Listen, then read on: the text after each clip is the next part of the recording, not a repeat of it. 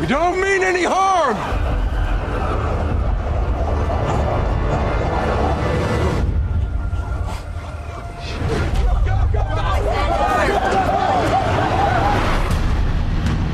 We've been through hell together. It took us 4 years fighting that virus, but we are survivors. It was a virus created by scientists in a lab. You can't blame the apes. Who the hell else am I gonna blame? They already killed off half the planet. If we have to fight them, we fight them. There is another option. I have an idea. I need to speak to Caesar! This is your home, and I don't want to take it away from you, I promise. But other people are coming, soldiers. Is any of this making any sense to you? Yes. Family. Future. I've seen things. I've seen the way they are. They want what we want, to survive. They don't want a war. They are going to turn on you! They're animals! No! Don't shoot!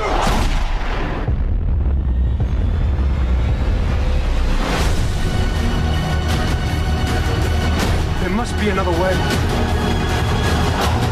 Caesar! War has begun.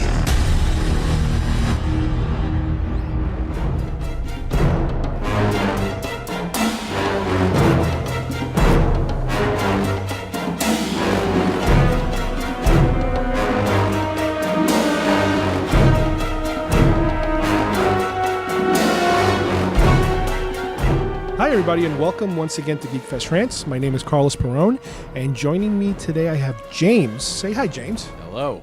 Today we are going to, I don't know if you can call it a sequel to a previous episode we've done. A few years ago, we had a conversation about a new movie coming out called Rise of the Planet of the Apes, which is obviously the reboot of the franchise, classic franchise. And now, a few weeks ago, they released a sequel to that reboot called Dawn of the Planet of the Apes. So we're going to talk a little bit about that, and first of all, we're going to touch it once again on the first film, because since this is a rebooted telling of a story that's already been told, it covers a certain amount of period from the original films. Now, James, why don't you remind us a little bit about, first of all, this is all about Caesar and the history of Caesar, which is not what the original Planet of the Apes film was. We don't get to meet Caesar till a little bit later. Yes, Caesar came about in the original series in a different manner. Caesar was born when the apes traveled back. They traveled back. Zira was the mother, and she gave birth Cornelius at the very end under duress when they were being chased by Eric Burden from Young and the Restless. Now, I'm not sure if any of the first two films, I could be completely wrong here, if they even mentioned the name Caesar as our old leader or our founding ape, or in the original series? In the original first two films. Well, he wasn't considered the lawgiver, which in this case, it gives you the impression Caesar is like the guy, their teacher, their god, their leader. Right, but keep in mind, I read some circles. The original one, his guardian was Ricardo Montalban. And at the time, in the conquest of the Planet of the Apes, dogs and cats had died off or had suffered some sort of tragedy. So humans started taking apes. Now, the original movie, I feel, was more of a correlation to pseudo-slavery, because suddenly then, instead of just being pets, they started doing chores. They were being sent to the stores to do food shopping. They were doing cleanup duty. Right. They were doing manual labor. And that gave the connotation. And I think at the times they were, it was... Well, especially by the time you get to the third and fourth film. Well, that's the fourth film. But even Conquest. The first film, if you look at it, again, it's a product of the time. Even though the story was written... that's exactly what it is. The Planet of the Apes... It's an allegory to what... Right. The Planet of the Apes book itself it's a French writer. I'm not sure the book had as much racial connotations purposely. But what it is the films did in a way, I believe, a subtle little hint, not to be disrespectful that way, but to kind of show, but not as much stereotypes and things. Again, if you go back to the first Planet of the Apes film, it's there. It's the whole equality of the races and that whole undertone. It's a lot louder by the time you get to the fourth film, where they actually switch and take over. Well, that's the one where Caesar finally... There's an element of disrespect to the working apes, and Caesar finally enough. He has. This is either going to get blown out of proportion, and the apes start to rebel, or he has to put an end to it or something, but it kind of just gets out of his hands. This is what, Conquest of the Apes? Conquest of the Planet of the Apes. Planet of the Apes. And that came out approximately 73 or 4, I believe. So Right. And it was also, I mean, I've read a couple of books and they talk about the making of these films, and they do talk about how that film is perceived in a way by some people as a somewhat incendiary, because it's almost, you know, they don't want to say, or it's kind of hinted, or some people could look at it as, oh, this is all about the Black Power, and civil rights. and the Black Panther movement. And that's what I think. I think they tippy-toed in that. I don't think they did it on purpose, and I don't think they did it to be disrespectful. I think they did it to make an allegory. And I think there's a character, I don't remember the actor's name, but he's a black man. And there's some kind of scene in there, if I recall, that it's almost like, hey, wait a minute. Our people went through this very same thing, would have been at that point maybe 100, 200 years ago. because it's the future, obviously. And now the apes are having a similar situation where they're being disrespected, and it's wrong. It's clearly wrong what's happening to them. But now, which direction does it go? Do we just go along to go along, like they kind of did back in the day in America? Or do they do something about it and say, no, I have to be an advocate for these apes? And really nobody was. Now, the original films, again, because they're being told in a funny manner, you have the original Planet of the Apes, and then you have the sequel that continues that story pretty straightforward, if you will. By the time you get to the third film, when they go back, the apes actually go It's a back serious in movie, time. but it almost has an element of comedy to it, Right. because now they're fish out of water. But it's also kind of like, wait a minute, now I'm supposed to accept that these apes got into a ship that was sunk and pretty much destroyed, and were able to repower it and escape before a nuclear bomb took out the entire Yeah, planet. It's like, okay, fine. Okay, they need to continue the franchise. We got to go along with Why? it. Fine. Now the apes are the fish out of water rather than Right. Charlton Heston being the fish out of water. And it's a take on modern society, and oh, come look at the new fashions. Oh, you're going to look lovely in this, and blah, blah, blah. And oh, wait a minute, we do experiments on animals. And oh, wait a minute, we do experiments on chimpanzees and apes and monkeys. And then they see how they're not just fish out of water, they're complete outsiders, and they're looked on like they're Right, going and by to the be time you they're finish- going to be some scientist's experiment soon. By the time you're done with this particular story, like you said before, Caesar is born, his parents are dead, they've been killed, and now Caesar is being raised quietly hidden by Armando, who is Ricardo Montalban. By the time you get to Conquest, now you're dealing in a completely totalitarian regime where Things have gotten much heavier. it's like pseudo-Nazi-ish in terms of Or a police. It seems more of a police state, a military state. I'm not really sure why. I don't know what led to that. I don't know if there's. If I don't remember all the little details. If there's been more war, or just kind of like how Escape from New York kind of was a more of a police state, because Yeah. there's been so much violence. Again, The police are more of a heavier presence. The books I've been reading, and I don't know if a lot of it comes from the novels or the film actually went into this, but the background of that society was more of a, like you said before, pets are dying, so all of a sudden they need something new. Now, this is something interesting that, I don't know if I could do a whole show on it, but it almost drove me crazy, is that the question that I always had is, in Planet of the Apes, are the apes who look like I'm talking about the first film, the one that established the whole mythos. The actors are obviously human beings who are tall. Well, they did that on purpose. Well, hold on. It was a sign. It was a. Okay, but listen to me. And this is retcon. This is how they retcon that question that I'm about to ask. Are we to believe that the apes now are tall, they stand upright, and they look the way they look, and we are supposed to accept them? And the reason I'm saying this is because by the time we get to the third film, when the apes return, people are like, oh my God, they're apes. And it's like, well, are they apes like the one you would see in a zoo? No, we're not supposed to believe that they're the same as that are just talking now. Caesar's more along that line, but with some, enhancements. They were, because they're they were about larger. 500 or 600 years. The timeline is really loose on how far Icarus went into the future and where they are. They're supposed to have come back to 72 or 3 or that early 70s. That's established. That's a fact. We don't know exactly. I think it's supposed to be the middle to late 90s in Conquest of the Planet of the Apes. And it's more of a police state and stuff like that. And now Battle for the Planet of the Apes, which was the last one. Oh, that's not a really whole a other- great movie. That's hundreds of years into the future, but not quite. No, because but not Caesar's quite. still alive. I don't think so. Yeah, I think, Caesar and his son. Remember in Oh. the fifth film, Caesar's son is climbing the tree, and he's Okay. like, and the Aldo, I think, is the gorilla, and he kills his son. Yeah, and ape kills That's ape. the end of Okay. Caesar. But my question is this: do you think the filmmakers? They basically did the best they could. In other words, the filmmakers couldn't they have did a conscious smaller. effort to make those. They still wanted to show facial expressions. They wanted to be able to scrunch their noses and eyes. They wanted Roddy McDowall to be able to emote.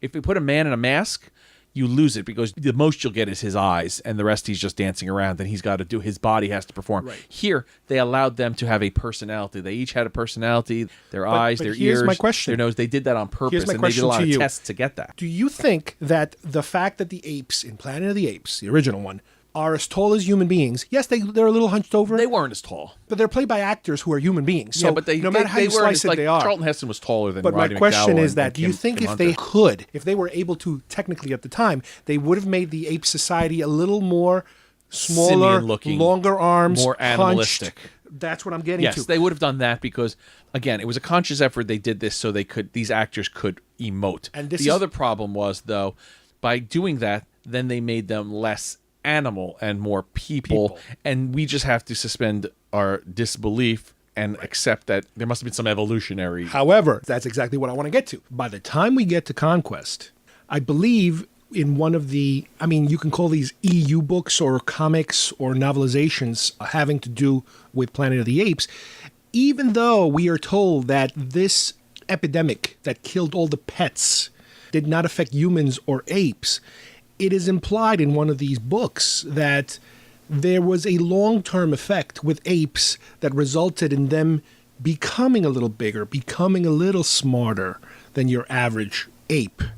So in a way, I think that's one manner they try to retcon why these apes look different than your regular circus apes. Now, going to current times now with this remake, obviously they didn't go in that route. They didn't take the let's put a man in a suit and have him walk around route because they wanted to be a little more realistic. And the way they went with Rise of the Planet of the Apes was they went the full mocap route of having a man, Andy Serkis, Who we love. we talked about him in the past on previous shows when it comes to Lord of the Rings and King Kong and all the previous work he's done, and what a great job he's done on Rise of the Planet of the Apes, where, you know, he's able to do all the movements, and then they, by computer graphics, they superimpose the CGI imagery based on his movements and his and the way he emotes over the live action stuff and combine those two images.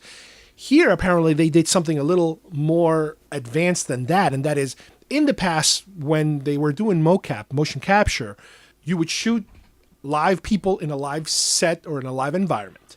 Then you would shoot... You'd add in an element of a character. Right. And sometimes they'd interact right. Sometimes the eye lines would be wrong. Right. Sometimes the character wouldn't move in a fluid manner. Right. The real live person would be acting with nothing, with tennis balls or Yeah. something. And then in a separate stage, on green screen, you would have Andy Serkis running around and making all these Yeah, I have a feeling these Roger things. Rabbit was a lot of empty screens, and then they animated the rabbit and various other things. Right, but I mean, that's even before motion capture. No, I know. But I think when the you- closest, the earliest, or some of the earliest are like the Jar Jar type of stuff. Yeah, I mean- all the Lord of the Rings stuff. Of course.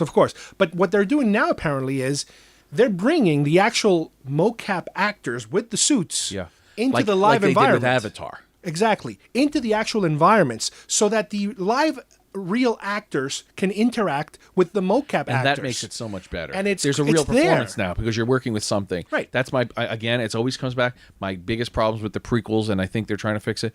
Why did they have to just be everything on? They tried to save money, but everything being on blue or green screen gives you nothing to bounce off of or no feeling of awe. You're just standing there, and someday there'll be something there. And recently, Kevin Smith even said on the new Star Wars, he's glad they're doing that because there's real stuff that they can taste and smell and feel and act off of. And that made this movie much more emotional. And, the characters, interacted rather than just acted. Yeah. The other important element of the progression of the mocap technology is something called performance capture, which is basically when you look at some of the pictures of the behind the scenes stuff, you see that the mocap actors, Andy Serkis and some of the other ones, they have little green dots on their faces and a camera that actually hangs in front of them, filming their facial expressions and the movement of their face based on those little green dots. They can then take those green dots and enter them into the computer so that the actor really is kind of determining what movements the CGI will have, as opposed to the other way around, as opposed to having a CGI artist then animating a face based on what the CGI artist feels the performance should be or was. Here, they kind of give more power to the actor, the mocap actor, in order to emote and make facial expressions that the CGI artist then has to follow his movements as opposed to the other way around. This is something that's been advanced, over the last few years, and they really took advantage of it here. Not only the ability for these actors to perform on the set with the real live actors, but now being able to use their faces too as a means of determining what the final product will look like. And as we mentioned before, once again, this movie focuses more on Caesar. They don't really care too much about Taylor and the Icarus, even though in the first film there is a little Easter egg. There might be someday. Someday we'll get there's something. An Easter egg about it. But this more tells you the story of how we got to that stage. In other words, we're not dealing with a virus that kills animals and cats. In this particular case, in the previous film, everything starts off of a cure for Alzheimer's that by accident, makes apes smart, but it also creates a viral toxic result that kills people. So it's a combination of they're trying to do something good, but it's creating two bad things in the process, or one good thing for the apes and one bad thing for the humans. Well, it's kind of how modern medicine works. They'll say, we're going to help you. Like, if you take it too long, you'll wind up having a heart palpitations, or it'll give you diarrhea or something stupid. That's how it. There's always some side effect or your kidneys will shut down. Well, unfortunately, the side effect in this particular cure is, I think it kills like 90% or 95% of the human population. Some people just are coincidentally, organically immune to it. They have the antibodies. Some people remain. And by the time the first film ends, it's the beginning of the spreading of the disease. Now, we don't really see it happening too much, but we get there's this montage at the end where they show some sick people. The planes are traveling and people are getting infected in different parts of the world. This movie takes place 10 years later after that. It shows how it happened and the plane taking off and the pockets and things shutting down and everything eventually going dark. Right. Which is a little scary. One funny thing about this film is the fact that I read, preparing for this film, I read a novel they put out on purpose. They put it out on purpose. It's you could call it an EU version, which is basically like the first 3 or 4 weeks after the end of the previous film. And they talk about a group of scientists by that company that started this disease who sends out some people to they want to hush it all up.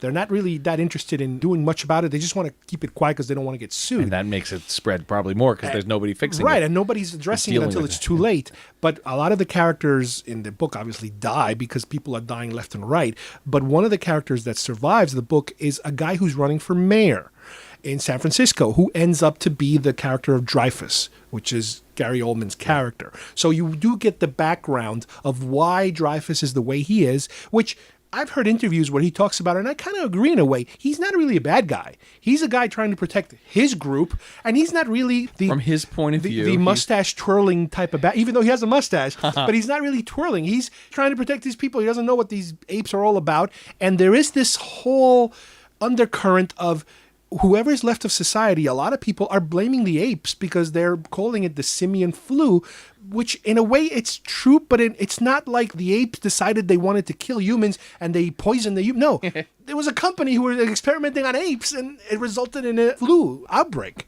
He's one character that obviously survives in this book that I read.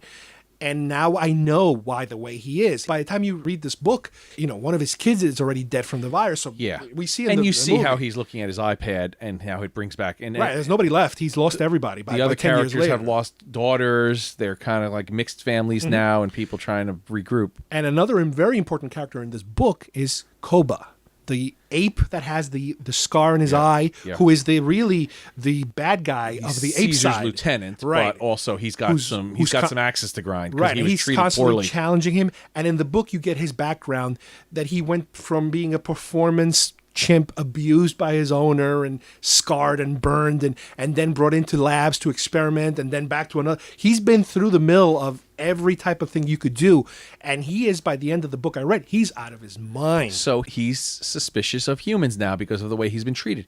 Caesar was treated lovingly by James Franco and I guess was Frida Pinto, was it the actress? Was that her? Who was the actress in that first movie? I forget because he has a girlfriend and his father, John Lithgow. And they were all, he was treated well and loved humans and trusted humans because they weren't all bad in his eyes like they were in Koba's eyes because Koba's interaction was an experience. And that's kind of a little allegory on how things happen. Like they always say, is it environment or genetics, or are you predisposed to be angry or to be whatever the subject is? No, Koba had a bad experience, just like there's people in the world who have bad experiences growing up and bad abusive families, and or maybe they're assaulted or things growing up, and then they wind up lashing out. Well, this is Koba. And like you said, it's a completely different upbringing. In Caesar's case, he was practically one of the family. Yeah, he was raised like a son in terms of, nurtured. And Franco, from what I read, and it's kind of like at first he is a test subject in his lab, but he gets to the point where he would rather not use him as a test subject anymore and rather hide him, protect him, and eventually by the end of the film he lets him loose. He lets him get the hell, get out of here. That kind of thing. But in this movie, like we said before, it's 10 years later, and the apes now, they're living in the woods in San Francisco. What's the name of that place? Muir Woods. And they're it's a real place. It's like Endor. Yeah, it's not exactly a rainforest, but it is a forest. And from what we've seen in the beginning, they're hunting. They have their own little tiny city. They have their own rules. They have there's a hierarchy of what and how things are done. They are practicing a lot of sign language. And Caesar is using words here and there, not talking like we're talking right now, but he's throwing words every now and then, and some of them are starting to kind of pick up on those words. So we could see the beginning of them. So they're kind of living separate lives. The humans are living, in the ruins. They're actually in the woods watching the cities go dark. Right. They watch all this take place over a period of 10 years. And the thing that sparks the movie is that a group of humans are now coming into the woods because they apparently want to repower a dam that will hopefully give them power back in the city, back in San Francisco. And that's where they start obviously banging heads. It's almost kind of like if you think about it, it's almost like a Western where the cowboys are trying to, for whatever XY reason, they need an area of land, and the natives are there, and the natives don't trust them and don't understand. But in this film, even though the first contact is disastrous, where one of the humans shoots one of the apes, and Caesar stops the rest of the apes from killing that group, because Caesar still always wants to try to talk his way, or peaceful. Instead of fighting, he always tries the peaceful route. He's been in the human world, and he realizes that there's not enough apes, and there's not enough. They won't win any war, and he's trying to avoid an annihilation or whatever. And I think it's on both sides. He doesn't want to kill people as much as he doesn't want his people to be killed either. He's more of a diplomat, I guess, if you want to call it. Obviously, it worked in the apes' favor that there was the simian flu, because had there been no flu and they ran off into the woods and multiplied, eventually they would have been hunted and captured and experimented on or killed. At the very end, Caesar comes to the realization he thought apes were better than humans, but he kept trying to hope that the apes should thrive. It turns out Koba proved him wrong, and some of the humans were bad, but his heart was always try to keep a good interaction. Right. Even though that first, like I said before, even though that first contact went horrendous, he still managed to keep his people in check. And through the movie, they actually work out a deal where, listen, we're going to let you go and turn on your machines, and we'll live separate. But you guys turn on your machines and do whatever you want. Leave us alone, yada, yada, yada. They try doing it. It kind of works. But as it's working, you have multiple things working against them. You have, on the human side, you have them gathering weapons because they want to be ready to attack in case things go wrong. Like, in other words, they have that finger on the trigger and they're kind of waiting for something to happen. On the ape side, you have Koba, who is somewhat power hungry. He kind of wants to take over. He doesn't like the way Caesar runs things, but he's always apologizing to keep everybody happy. But when he finally sees an opportunity to take over, he actually, in one scene, shoots Caesar and blames the humans for it. And everybody kind of falls for it because he did it. He did it good. And they're apes. Nobody sees a human. They just see the gun. They haven't seen the movies where we can all tell, all the tricks that are being played. The gun is generally a human weapon, right? So and if so it must have been a human. But yeah, I mean, hilarity ensues when they all attack each other and they come to the city and they basically gather all the humans that are. They start putting them into camps, cages, like they and stuff like that. And this is Koba now doing this. And by the time, Koba also went a little step too far, and that was Koba started killing. We talked about a little apes. bit of throwbacks and things that we thought there might be throwbacks to ape killing ape, and there's writing on the wall and some of the teachings that Caesar and the other he's teaching them how to read. I think also. Maurice is a teacher as well, and the things on the wall says ape not kill ape or something like that, which is a throwback to the movies. And when an ape says, no, this is wrong, Koba throws him right off the balcony and kills him. And that's where it starts to put people like Caesar's son and a couple of other people like, whoa, that's not... we're trying to protect ourselves. We're not trying to kill each other here, And out of all Easter eggs, that's one of the things I want to also talk about, is the first film had a lot of things that were throwbacks to the original films. There were movie lines, get your stinking paws off of me, you dirty ape. This is a madhouse, the Icarus. There were a lot of little tiny Easter eggs. This one, I felt it didn't have that many. But yeah, if you think about it, the whole scenario where the challenging ape, Koba, kills an ape and has that was a little bit of the Aldo type of situation versus from Conquest. From the last one, Battle 4. When Aldo, I think, kills Caesar's son, he throws him off the tree and stuff like that. And so there was a little bit of a callback here. Obviously, Caesar has to fight Koba at the end. That's the main battle at the end. And obviously, Caesar wins. And now Caesar, basically, you cannot put the genie back in the bottle. Yeah. They took over the city now. And he said apes started this. Now we have to deal with it. Right. Because he didn't want that. And they wouldn't have been to blame. But now they you did get it. Now the humans are not going to back off because the apes are considered hostile. Even though you don't see it, you do get the impression that by this point, the humans are going to most likely be banished into the woods. The apes want to stay in the city, I think. That's the vibe. Yeah, I'm not sure how that's going to all work out. I don't think they just put all the humans in cages forever now. No, especially because Caesar's still alive. Well, I think the fact they are the only apes that are there. Now, they'll consider to multiply, but there are human enclaves around the planet, I would suppose, but there are other elements around the world that there should not be apes. But remember, the human, are there apes elsewhere? The friendly human to Caesar told them that there was the army was coming. There were people coming. Now that might have been bullshit. But that's the thing. We don't know if that's true or not. But we know there has to be more humans someplace. They weren't all the immune humans weren't just in San Francisco. So let's just say, but organized, and they're going to come to the help of San Francisco. No. I'm not saying that. There could be just by natural, curiosity, humans would move. There might be some in San Diego, there might be some in Denver, and then they travel to see, can we go out and send a few people to find other survivors? We're always going to look for other survivors. Damnation Alley, we're going to look for other survivors. Cockroaches. So, but what I mean is, there are not other apes elsewhere yet.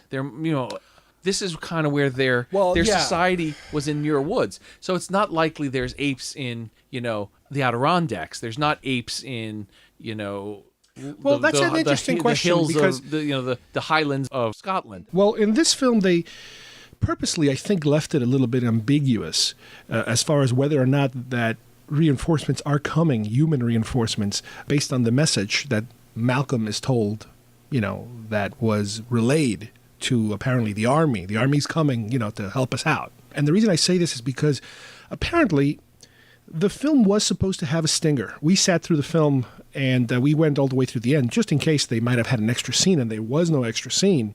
But apparently there was supposed to be a post-credit or a mid-credit shot of, I believe, Caesar standing on top of the Golden Gate Bridge looking out towards the water, and out in the distance you apparently would have been able to see a fleet, a very disheveled, beat-up looking American, I assume, fleet coming to help the humans. As a matter of fact, in one of the early trailers of Dawn of the Planet of the Apes, there actually is a shot, a very quick shot. It's kind of like an overhead shot of the Golden Gate Bridge, and one huge battleship is about to cross under the bridge. So that's something to keep in mind, that apparently they did consider it, but the director at the last minute or somebody decided, let's not put that there, because then it kind of forces our hand into the next film as to exactly what is going to be happening the second we step into a possible next film. By not including that shot, I guess it leaves it wide open to the possibility that maybe there is no army. There is no military coming for help. But apparently they did consider it to be a real thing at one point. In the first film, the apes that are smarter are the ones that are exposed to the toxin directly from the canisters. So remember, Caesar releases the tax. So in theory, can these apes spread their smartness? I mean, obviously by mating with Yeah, non-smart there apes. can be, but what I'm saying is there's going to be more humans than apes. It's a matter of now how long. The next movie theoretically shouldn't take place, 5 years later, because it's still not. That's still not enough time but I have for a expansion of the ape society. The humans that are left will figure out in other areas, and power will come back in other areas. They don't have the only obstacles they have in the New York area are fighting each other, probably. Okay, but here's my question. The next film, again, we're speculating over what the next film will be like. This is a story or a trilogy, if you will, I think, about Caesar. I don't think they want to eliminate Caesar by the next film. So if you are going to have Caesar in the next film, the movie could take place 30 years, 40 years later. I don't want to Caesar's just see older. another stupid war movie. Like, I didn't like the ending. I didn't like it because it's disappointing that it always comes down to this. Caesar was trying to avoid this, but it always comes down to this, and people wind up having to fight. I'm no hippie, and but remember the name of the peacenik film. or whatever. Remember the name of the film. This is Planet of the Apes. This isn't Planet of the Almost Apes. Well, it's Rise of the Planet of the Apes, Dawn of the Planet of the Apes, and we see that an unfortunate event has disabled human society. But we know where it's the going. apes are elevating themselves, and that's how they become the significant species on the planet. This situation, there was an element of violence, and people had to get killed, both sides, for the apes to have this high ground at the moment. That's the part that bothered me So about you're this. saying you would have preferred... I don't know. You would have preferred the handover to having them being hiding in the woods or whatever, and then they come back and there's no more humans left, and that's okay. We're here. The humans died out. There's because nothing left. We might as well take it. I guess I would have believed it better that the humans died out and there's a few left, and they kind of go away. They're kind of kind of like in the first movie, those humans that were there, they worked the fields and they were hiding off and stuff like that. But the ape society then flourished. In this movie, the part that bothered me the most, and it happens a lot in these movies, the humans are stereotypical. There's always, the apes did it, so I'm harboring those prejudices, and, I don't like those dirty apes, and, every ape is, you can't trust them, and they're shady. And it's like, this is all the stuff from the 1800s and back of, like, people who didn't like other outsiders.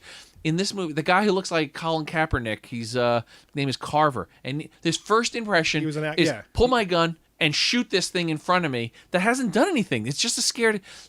Most interactions between groups, they're as scared as you. There's a few, that there's marauders. But remember, this is a isn't... guy. His first indication is, I've got the gun on him, but remember, now I'm going to shoot you too because I'm Captain I'm Kirk such a weasel on a diplomatic mission. No, this is a guy who apparently he's a was... guy. They're out there looking for the ability to get to this dam. But here's the thing: the only he's reason, a guy who's got the stereotypical. But the only reason they prejudices. brought him, if you remember the lines of the movie, the only reason they brought him is because he used to work at the power plant and he knows how to turn it on. But did they know he was also a racist jerk off? Quick shot. That he was still going to have all the. And it goes back to this whole thing. It's like, and it's a little bit of Gary Oldman's character and stuff like that. Automatically, we have to do it exactly. We must keep our society going the way it has been, because otherwise we lose who we are. It's the same thing in Battlestar Galactica. Well, we need to have fair elections. Now remember, there's 20 ships and a guy with a Battlestar. I'm getting behind the guy with the Battlestar because he's going to protect my ass when I'm out in space from these other guys that we know are chasing us. I don't care about a fair election. I don't care if we even have a president. We've got Commander Adama. Now remember, and we've got Gary Oldman's character said in one of his speeches that in the past 10 years, they haven't really had, I think, any interaction with apes at all. All the interactions they've had are with other people that ended up in fighting each other and them, so they formed these societies. So I think we can assume that in the last 10 years, they've fought with actual guns and people died, not only just from Gary Oldman. But who did he fight? Other humans. Yes. So why are they so hostile against the apes upon first contact, as you said? Well, no, but remember... The guy hasn't seen an ape. That guy might never have seen an ape except for on TV when they had the stories of the apes. Keep in mind that the initial hostility wasn't portrayed as, you're going on a mission. The first monkey you see, shoot him in the head. No. They happened to have one guy who was a little trigger happy, and he screwed things up. Gary Oldman, on the other hand, then... Well, he initially says, opens the front door. Well, we've got to go and we've got to go to the armory because they might come at us with sticks, so we've got to get nuclear weapons. But James, remember, they came to the city and returned, and listen, we know what you're up to. Well, Don't come back here. And everybody's like, oh, crap. What the hell is this all about? So they're reacting. It was like, you do this to me, I do this to you. You do this to me, I do this to you. It was this little interaction. I'm not defending. I'm giving you the back I'm no and forth. hippie. I understand it. They have to defend Yeah, themselves. we should be actually, we should be role reversing switch here. chairs. Yeah, I'm usually the one that... We're in your bat cave. That's why. But I'm all it's it's the patchouli oil and the all the smell of weed wafting through your dirty hippie haven. No, we're making jokes, but watch the movie, and the movie is a great movie, and there are problems with societies. It's not just humans. It's not just black and white and Indian and Pakistani and Catholic and Muslim. It's people do have differences that they fight over. And in the ape society, with or without the humans, there was eventually going to be a Caesar Koba. Koba, yeah. He was going to challenge him Fight sooner or of later. some sort. Yeah. Koba would have died first, and then Caesar would have won. Maybe. Or Caesar would have kept going. They would have fought. Something would have happened. There would have been factions. This would have happened, sadly. But because this is a movie that's based on a classic series... I know, but just the stupidity. Listen, because this is based on a classic series, there's a couple of things that you can avoid. Number one is that the apes are going to take over because that's the series. That makes sense. And number two, based on Conquest of the Planet of the Apes, Conquest, Caesar ends up having a violent... Actually, in the older movie, I think it's more violent. They clean house, left and right. This one is a little more tamed, I think, but it's still oh crap, we got to fight. I don't want to fight, but we got to fight, and we have to be... It's like, if you're going to fight, you're going to fight. All right, all I'm saying is to defend what I was explaining. It just seems that these movies... Look, I think in most cases humans are scum anyway. All these movies portray it. There's always this group that cause mayhem that makes the problem that they're dealing with at first a little worse. Right, but here they're saying both. Each side has their own... You have a Koba and you have the trigger-happy guy. Everybody has... In this movie, I don't think you're blaming you. The writer, the filmmaker, I don't think blames one or the other. I think what the filmmaker is saying, we have people that are willing to live together, and there are people that are not willing to live together. In this particular case, the ones that are not willing are screwing it up for the ones that are willing. The reality probably should have been based on how the old movie worked and the technologies that they had at the time Charlton Heston realized he's back on Earth. It was still... There were some guns, but it was still mostly, sticks and, rubbing two sticks together to make fire and stuff like that, and makeshift technology. This one, maybe they shouldn't have gotten their power back, and that would have led to the demise of the humans eventually, and the rise of the apes, because the apes were just naturally in their environment now. They didn't have technology. No, you said they could have been cruel and say, no, you can't have your power. No. Go back to your city. Just by the end of the battle, the power shouldn't have come back. Now the power's back. I guess the apes will adapt the power, and at some point they will utilize some of this. So. I think they'll have it temporarily, and then they'll shut down because I don't think they have the brain power yet. Well, there's still humans who are going to try to work it and keep it going. I don't see how. No, because again, see, we don't know this because. So where do you think? I don't know the guy. I don't remember the guy's name. Maurice was the ape? No. The guy, the good guy, the good human. I don't remember his real name. Malcolm. Where did Malcolm go? He goes and finds Felicity and his son, his emo son, and they go run off. Well, and they live in the woods now. My theory is that the apes, now that they've herded everybody, they're throwing them out into the woods. But now Caesar is the leader again. Yes. And his people are not going to be anti-human through his teachings, supposedly. Well, he's going to try to rein them in, but there's always going to... They have to just... I don't think... they have to go into hiding. We're not going to coexist in the city they together or wherever. Wouldn't do the apes really want to be in the city anyway? I mean, wouldn't they be happier where they were in the sense that... No, because I think the apes have to take over... They have to I'm not saying this is what I want to happen. I'm saying it makes sense for story purposes. I'm not trying to be a Weisenheimer here, but aren't they more comfortable in the trees, hunting and gathering? In the next film, the apes have to at least... Well, remember, in the original film, ape society gets to a point where they want to eradicate the idea that they actually used to be underneath humans, that they were the kings of the world always. Yeah. So in a way you could say, well, no, they can't stay in the city because the longer they stay in the city, the longer that they are connected to humans, and then they can't lie to themselves about So wouldn't they just go more of the woods again and build... And the cities will eventually decay more and more. No, I think maybe they live in the city enough time so that the human population in the woods dwindles down more to the point where they're just scavengers and in the woods. Here's the deal. If they, I don't know what the, I know Fox is who runs this franchise, and like every movie company, everybody wants a franchise, and Fox was hoping Prometheus was going to bring the Alien franchise back, and that kind of crashed. One more. That's all they need. But I think Fox wants to go more. I think they want this to be a big ongoing somehow. Right. If you tell me there's 2 more movies, I say the next one is more about ape-centric society, and either at the end of that one or the beginning of a 4th one. Okay, I say at the end, knowing how they do films. You need a conflict. The teaser at the end of the next one is the Icarus coming back and the apes being somehow coming back, and the apes disagree. Are now. I think we are never going to see Planet of the Apes retold with a Taylor character. I think the end to the, and I'm talking about the end, meaning maybe even a stinger or a tag at the end of a movie, is the Icarus landing. Well, here's my deal, and I don't think they want to touch the whole Icarus. No. It's like I always said about how the James Bond series should have been. At the end of Skyfall, Daniel Craig is Sean Connery, theoretically, in the next movie. Anywhere you pick up now, aside from the fact that it's the 60s and technology, but story-wise, you've got Q, you've got M, you've got Moneypenny, you've got James Bond. You're set for that. In this one, somehow down by the end of the next movie, it's Ape City. Right. I think they're going to lean towards somehow. I don't know. If you read the comics and you read the old books... You're talking 2 movies, then. You're theorizing on 2 movies. Well, I would like 2 movies, personally, so they don't jam it into one stupid movie. But by the end of this, you know how they always have like the JJ Star Trek, he's at least got 3 movies, maybe not even now because he's only producing. Right. Or, there's always the Nolan Batmans, there's 3 movies and he established this. So you can tie them into the other stuff, or you can start fresh again like they did with Spider-Man.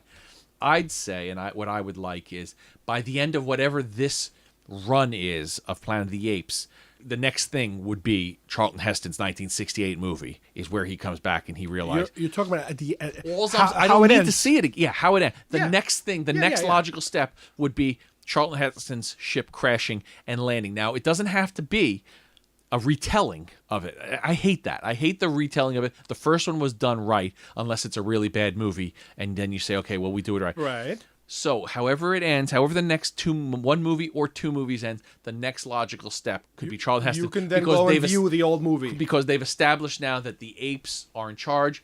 Cornelius is gone. The new apes believe, like they did, like that they don't want to deal with Dr. Zaius doesn't want to believe that humans and the baby, he's hiding the baby from the Phantom Zone, or whatever that they called their area that nobody was supposed to ever go. That's what I'd be happy with, and then you can stop for a while and then do it again in the future. This all depends on how many they want to make. I'm just tired of retellings, and even the JJ movies too. And they've kind of led this, and I don't want to get off on a tangent. The next movie is going to be them embarking on the 5-year mission, allegedly. That's good, because that brings you to where we picked up the classic original series. And then you can say these are the same. These are indeed the same characters, even though the modern technology and the look are slightly different. We don't have to erase what we saw. It goes into that. You know what I'm saying? Like, if they're starting the 5-year mission next, this crew, then they could be the same characters. You could just do a big circle. Again, we can speculate until we're blue in the face. I don't know this for a fact, but I have a feeling they only want to do 1 more. Well, because most contracts for movie right. characters, I mean, they look at trilogies. Don't get me wrong. If these 2 movies, it was a different director from the first to the second movie, but this director is considered that he's going to the next step, and he has ideas on what to do next. And this and that. And well, I'm glad they're at least thinking, and not what they used to do is, okay, this movie, people liked it. What do we do next? And then they start throwing knee-jerk reactions and crap. Or I like when they have a plan of where it's going. Whether they do 1 more movie or they take a story and break it into 2 parts, like a Harry Potter-ish type of a part 1, part 2. But that really is 2 movies if you think about it. So who knows which way they're going to go. The only indicator I have is the fact that I think this whole thing is envisioned as a Caesar story. And like I mentioned before, in order for it to be a Caesar story, it has to be within Caesar's timeline, which means you could say in the next 30, 40 years, ape society develops more, whether it's in the city, in an abandoned old city, San Francisco, or they go back to the woods and build, fortresses out of wood and whatever, Kashyyyk in the trees. What's a Mookie doing on indoor? Who knows in which direction they go? But if Caesar's going to be around, then they're going to have. They unfortunately cannot jump 100 or 1,000 years. If this is a Caesar story, then you're probably right. If this is a franchise builder, then I'm thinking probably they're going to try to somehow keep this going and it eventually come around to what I was leaning towards. But in fact, they'll probably do the reboot, the retelling. One of the last things I want to mention is that, again, what I was saying before about Easter eggs, that I did really enjoy the fact that the last film had so many noticeable Easter eggs, at least that I noticed right away. This one seemed to have a little less. I brought a couple of your attention that might be callbacks, but it depends on how big of a fan you are. I was a big fan of the old stuff, so I saw things. The only blatant thing I saw was the end of the movie where you get the close-up of Caesar's eyes and the flames around them. Yes. That is, there's a huge callback to the end of Conquest, where you see Caesar giving his speech and everything's in flames. And the other one I noticed was the scarecrows. If you remember from the original film, as Taylor and his crew are approaching what you would consider monkey civilization, they're starting to see these what look like scarecrows made out of some kind of fur, animal fur, or I don't know, maybe they're man skin or something. I don't know. But in this film, they had a similar thing in the forest as Malcolm approaches their city, the Ape City. You do see these bizarre-looking scarecrow, animal-looking things that I guess are designed to scare people away or scare somebody away. I'm not sure exactly who. I felt the stuff of going into the tunnels being the subways. Oh, that's right. A lot like the Beneath the Planet of the Apes, which was the second movie original, and the TV series had a whole storyline or episode or whatever it was involving the subway in Los Angeles. There was that element, I thought. The stuff on the wall saying ape doesn't kill ape and stuff like that was, as we said, the callback a little bit to the lawgiver's edict that ape should not kill ape and, blah, blah, blah, whatever, that kind of stuff. There might have been other ones that at the top of my head I'm not thinking clearly, but I thought those were elements. Well, overall, I think it was a great sequel to the last film. Technologically, it was amazing how they did. We talked about this earlier. It's incredible, these effects that they did. And you can only imagine if they, if they will do a third one, at least a third one, how much more they can do by the time this keeps happening. The effects, and I think I mentioned it to you, was that, I have a feeling from a technology standpoint, this is probably what Lucas was thinking when he created Jar Jar in terms of the kind of reaction that people would have to the character. Forget the goofiness of Jar Jar. I'm talking about, he does look like, Jurassic Park brought dinosaurs to life. Okay, it's believable, especially at night and rain.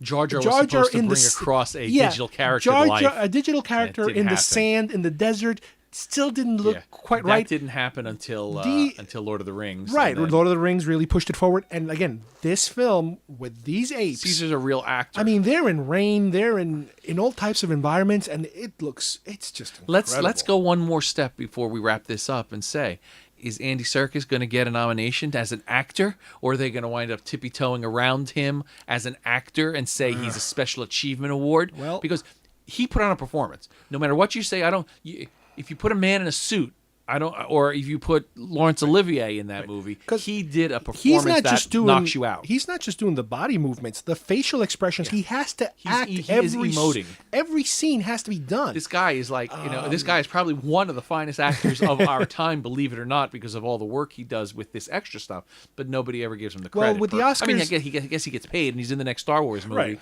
But is that enough? Does the guy deserve? As far as the Oscars go, I'm sure it's a whole political thing where a lot of times they don't want to bring in a new category because they don't want to have. Can't he be just an actor? He's acting just like John Hurt. Just like John Hurt wore Merrick's Elephant Man face and got nominated or whatever. Whether he did or not, actually, I don't even remember. But just like he wears prosthetics and all this kind of stuff. Yeah, I know what you're why saying. isn't this considered the same kind? It's a digital prosthetic that he's acting his heart out. Or just like, and I know this is another controversial issue. I know a lot of people want or wish they would be a stuntman Academy Award. That doesn't mean anything. But I'm saying in this particular case, is different. This is a guy carrying a movie. CGI motion capture related stuff. Should there be an award for the best motion capture of the year? No, there should be an award that he gets. At the very least, I'm not saying he's the best performance. I haven't seen everything yet, but at least he should be nominated as a best actor. All he did was what every other actor did when they wear a costume. His costume was digital. If you're the person that wishes to be nominated, would you rather be nominated for best actor knowing you're going to lose, or would you rather? Who says he loses? Maybe he even gets it.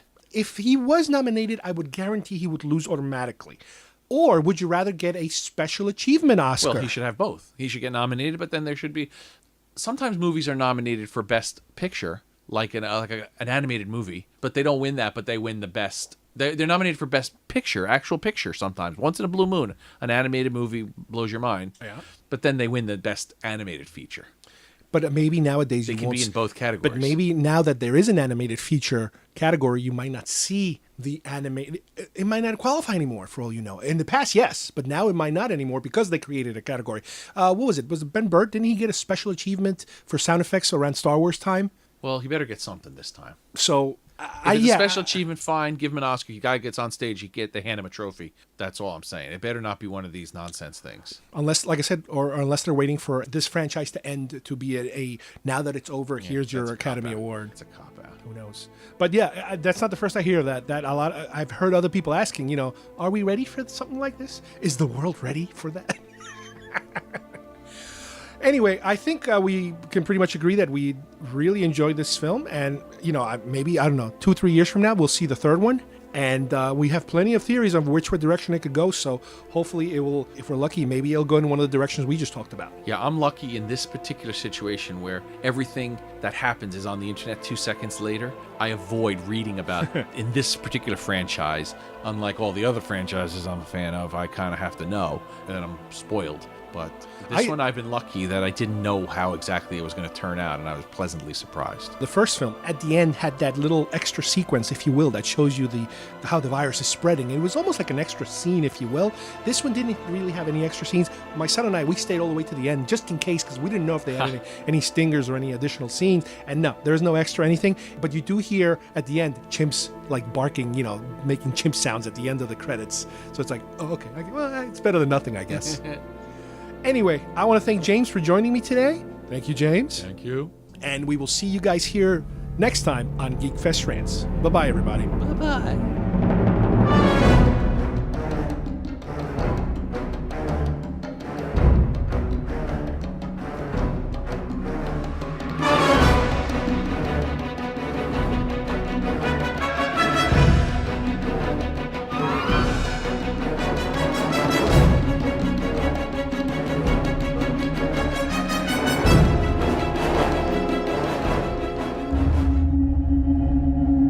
In other news, the CDC is receiving reports of a possible flu outbreak in San Francisco.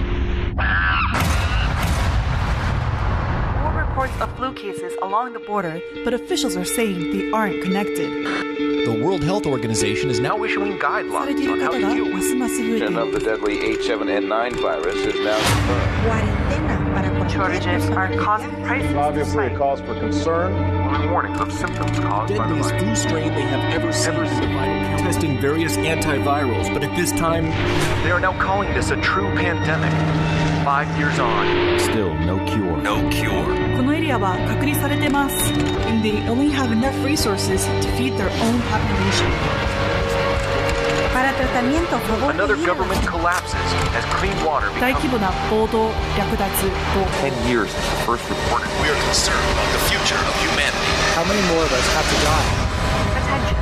Due to the extremity of the simian flu crisis, all regular government functions have been suspended indefinitely. Attention.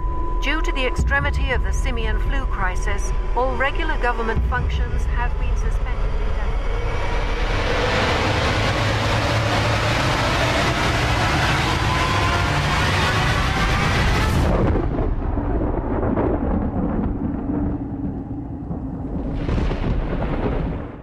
I don't need your stinking books. Who needs books? Oh, Mr. Big Shot Highfalutin's got a book. He's going to look it up. You're a college boy. Ooh, want to wear your leather jacket, college boy? What's a Mookie doing on indoor?